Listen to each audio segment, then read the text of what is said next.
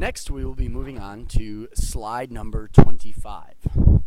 Slide 25 starts our last section of 8.2, and that is volumes created by cross-section. Now, this is where we take a two-dimensional region, and we put the base of each cross-section in the two-dimensional region, and then the cross-sections come out three-dimensionally. Now, this is a totally different object than what is created using volume by rotation, so what we had been doing. Once again, this is a common type of question on the AP test, so it is, of course, important that we have an understanding. All right, so volumes by cross-sections are actually very easy in terms of the formula. So the way we find volume of a cross-section is by just integrating from a to b a of x function. So a of x, well, that just represents the area of each cross-section. So for instance, if you're finding the area of a square, well, square is just the length of the side squared. Or if you're finding the area of a triangle, we're looking at 1/2 base times height. Or the area of a trapezoid, we're looking at 1/2 base 1 plus base 2 quantity times the height. Or a half circle, we're looking at 1/2 of pi r squared. So really, all of those are just some geometric area formulas that we should understand. All right, so let's take a look at this first question. It says, let R be the region bounded by x equals y squared, or remember that would be y equals plus or minus the square root of x, and x equals 4. You see the graph shown down here. It is the full sideways parabola with the vertical line x equals 4. So we are looking at that entire area here.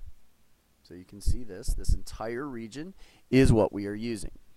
All right, so it says find the volume of the solid that has R, so R meaning that whole region, as its base if every cross-section perpendicular to the x-axis has the given shape. Well, the given shape is a square. All right, so what does this mean?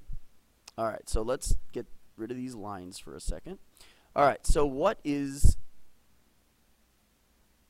the process here? So we are taking a cross-section perpendicular to the x-axis. So that means we are using a dx cut.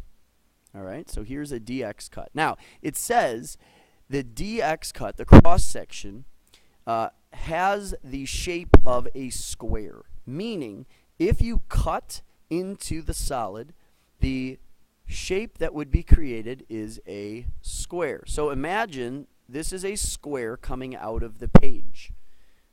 So how would we find the area of that square? Well, a square is side and the side that are equal, so we would find the area by taking the side squared.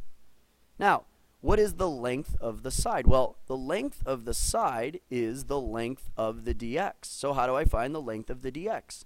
Well, in this case, it would be the upper boundary minus the lower boundary, right? So upper boundary minus the lower boundary. But in our problem, what is the upper boundary? Well, the upper boundary, if you look, would be the positive root x. Remember, we need to be in y equals form if we're using a dx. So that means the length of the side is the positive root x minus the lower boundary, which is the negative root x. So, of course, root x plus root x, right? So that is the area. Now, as soon as you apply a thickness to it, like we did with dx, then it becomes something that has a volume. And if you take one square, and then you add it to another square, and then you add it to another square, and then you add it to another square, and you put all of these together, now you have created this three-dimensional object. And so the way we find that volume is by integrating from a to b the area of the square. So the area of the square is the length of the side squared with respect to x. So what is the length of the side? Well, the length of the side is root x minus negative root x, or root x plus root x, which is, of course, 2 root x. Okay? So we would have 2 root x quantity squared with respect to x, but the limits from what to what? Well, remember, we're integrating with respect to x, so from left to right. So that would be from, in this case, 0 to 4. So 0 to 4. So 0 to 4. Now, how would we carry this integral out? Well, 2 root x squared is actually 4x. So I have the integral from 0 to 4 of 4x with respect to x. And if I carry this integral out, we would end up with 4x squared over 2 from 0 to 4. Of course, 4 over 2 is 2, so I get 2 times 4 squared minus 2 times 0 squared. So the area, or sorry, the volume of this thing would be 2 times 16, or 32. Now, 32 cubic units somehow, right? So that would be how we would find the volume of this region. Now, give me a second and I will show you what the three-dimensional object actually looks like. So this would be an example of the object that is created. So if you see, each cross-section is square, and you can see, looking in here, that the base of the region has that parabola, but each one of these things is a square. So that is what that object would resemble. So let's continue on into slide number 26. So now we are taking the same region. So we have x equals y squared and x equals 4. And it says find the volume of the solid that has r as its base if every cross-section perpendicular to the x-axis has the given shape. So now it says an isosceles triangle with a height 4 times the base. And the base is in the region. All right, so now I have, once again, perpendicular to the x-axis. So we are using a dx. All right, so now if I have a dx here, this is the base of the triangle. So let's call that b. Okay, now it says the height is 4 times the base. So if I have an isosceles triangle coming off of the page here, and the height of it is 4 times the base, okay, then how would we find the area? Well, remember, this is a triangle. So the area of a triangle is half the base times the height. But what are you told? You're told that the height is equal to 4 times the base. So that means h is 4b. Now, sometimes it's helpful to actually draw the shape two-dimensionally. So if this is b, then the height is 4b. So the area would be half of b times 4b. Now, of course, half of 4 is 2, so this is really 2b squared. Now, what is b?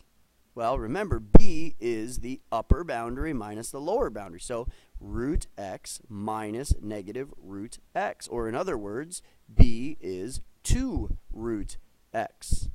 So that means that my integral is going to be from, well, once again, 0 to 4.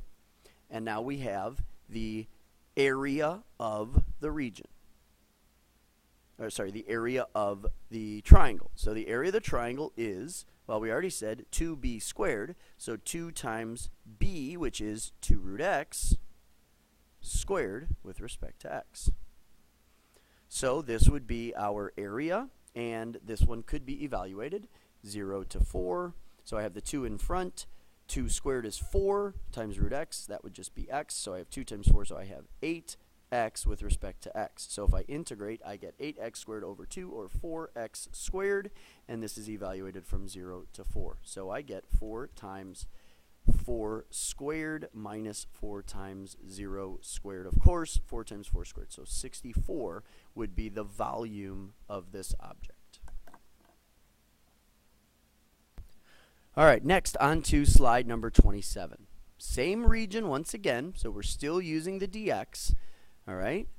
But now we need to think about the area of a semicircle. So semicircle means that we come out of the page, right, as a semicircle, but we still have this thing here. Now, the height of the dx in this problem represents the diameter, right? The diameter, of course, is twice the radius, right?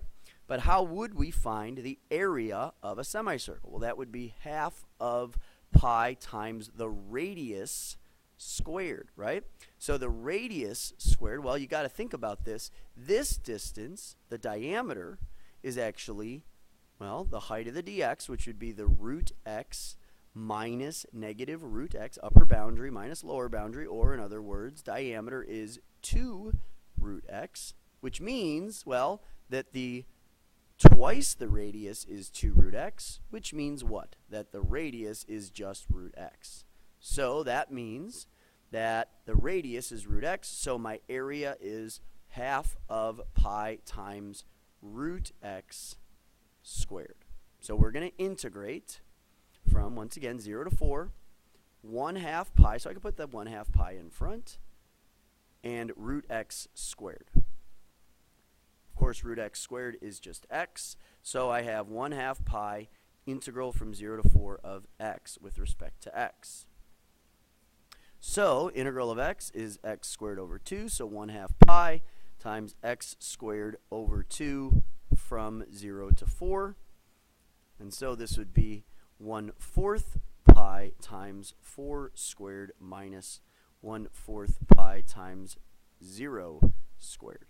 So of course, a fourth of 4 squared is 4 pi. So 4 pi would be the volume of the object created in part C.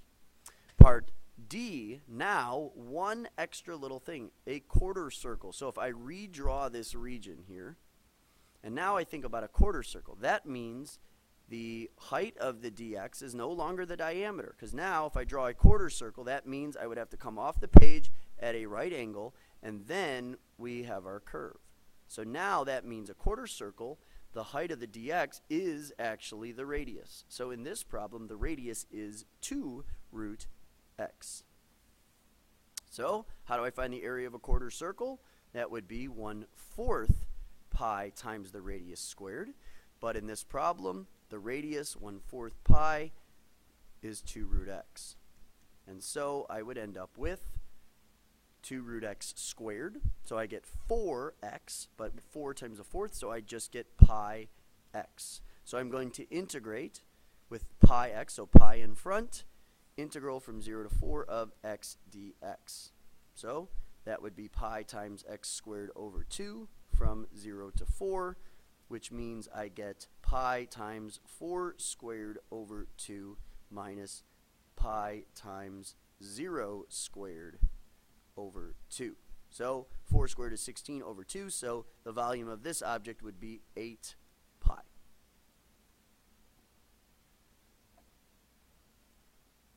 So just as a reminder, your homework is the next part of section 8.2. So section 8.2, 31 through 37, in addition to anything from the beginning parts of 8.2, 1 through 5, 6 through 19, 20 through 30 is assigned.